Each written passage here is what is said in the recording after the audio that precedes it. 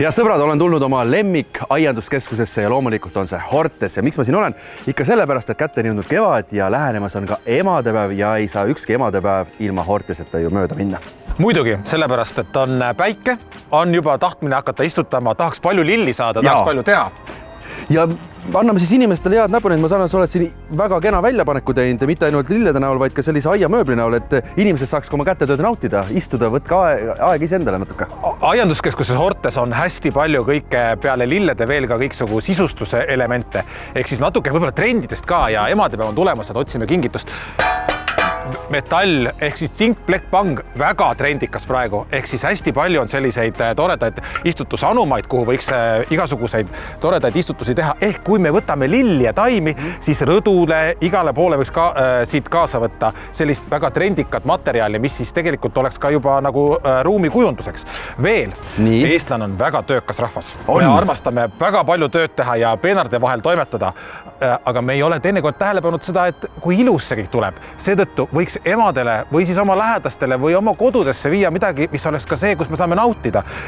Väga trendikas. Härra režissöör võiks istuda režissööri tooli peale. Tõeliselt hea, mugav, mõnus vaadata, mida sa tegelikult oled teinud, võtta hea tass kohvi ja toimetada. Või siis sellised nagu nii-öelda natuke vana ja nagu uus koos sellised toredad lamamistoolid või istumistoolid jälle tumbad, mida võiks kasutada. Tulevad külalised hea toimetada, et me õpiksime natuke nautima seda, mida me oleme teinud. Ja, ei ole mõtet kogu aeg rapsida ja rassida, teinekord tuleb võtta see aeg ise endale ja nautida oma kätetööd. Ma näitan veel ühe väga uhke asja. Ehk siis praegu on väga selline trend üldse Euroopas, niinimetatud pohostiil ja sellised võrktoolid, väga ägedad kiiktoolid panna rõdule, jälle oma majade juurde, terassidele, väga lahe oleks olla. Et see oleks see, mida võiks praegu selle teha. Seda küll, aga sa oled ka siia pannud sellised korvikesed, sellised kotikesed saadaga. See on nüüd jälle üks selline plastikus tore kas turule minna või siis tegelikult võiks seda jälle kingitusena võtta, kui me jälle sellest emadepäevast toredasti räägime, et meil on väga erinevaid emasid. Kui emadepäev tuleb, siis ei pea mõtlema ainult ühele mingile teatud vanusele. Nooremad preilid, ka ju emad võiksid saada sellise kingituse koos lilledega. Ma tahtsin öelda, et mitte ärge viige ainult tühja seda sangadega, vaid ikka pange lilled sisse. Ja praktiline, ehk siis, et saab edaspidi ka kasutada. Samas võib see olla ka ju selline dekoratsioon laua peal, terassi laua peal, väga hästi sobib. Aga mis lilli võiks siis viia nüüd emadepäeval? Tegelikult võiks võtta kõiki lilli, mis on, sest lilli on palju. Ikka jätkuvalt kannikesed, väga populaarsed, pelargooniumid, mis kui keegi otsib sellist vastupidavat lille, mis peaks ka nagu sellisele nagu kaua õitseks ja tooks hästi palju õisi. Pelargoonium on üks, mida võiks rõdu terassile istutada, väga hästi sobib. Hortensia jätkuvalt trendikas, sobib väga hästi. Ma näitan veel pelargooniumist sellist väga ilusat toredat vormi. Meil on seal selline väike madal, väikeste õitega ja kui see kõik õisi täis on suurepärane kasutada. On minul endalgi päris ausalt rõdu kaunistamine algamas pooleli, aga olen natuke mures ja päris tõsiselt mures, et kas meil liiga külm ei ole veel? Ja oluline on ikkagi jälgida, mida sa ostad, et milline taim püsib ja missugune taim ei püsi külmale vastu. Sinul on väga ilus taalia. Taalia ta on puhas suve lill, mida võib peenral istutada, võib tegelikult kastidesse istutada, aga ta natuke kardab öökülma, et see ei ole selles mõttes väga hea.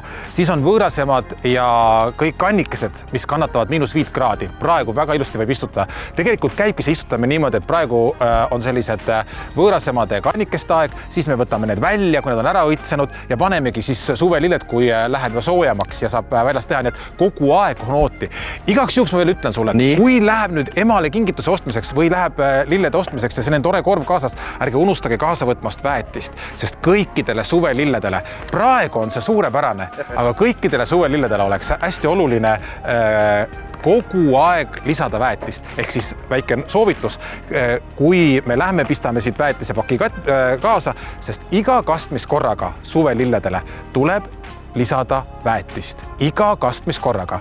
Vastavalt nii nagu selle kastmisvee sisse on ette nähtud, palju sul seal on ja paned tirakese kas vedelväetist või sellist graanulväetist. Need on selles mõttes head, et saab panna ka mulla sisse ja nad ise vaikselt seal lahustuvad ja lähevad pikalt, kestavad suve jooksul. Aga kui vedelväetist, siis kastmiskorras. Alates 3. maist on Hortese aianduskeskus kõigile avatud ja nüüd tuleb just siia tulla ja lisaks kõikidele suvelilledele on äärmiselt dekoratiivsed ju rhododendronid ja rhododendronid on terve suve ilusad. Kui nad nüüd suve alguses ära õitsevad, siis nende igihaljad lehed kestavad suve ja ka talve, nii et suvelillede juurde võib julgesti pakkuda ka sellised lilli.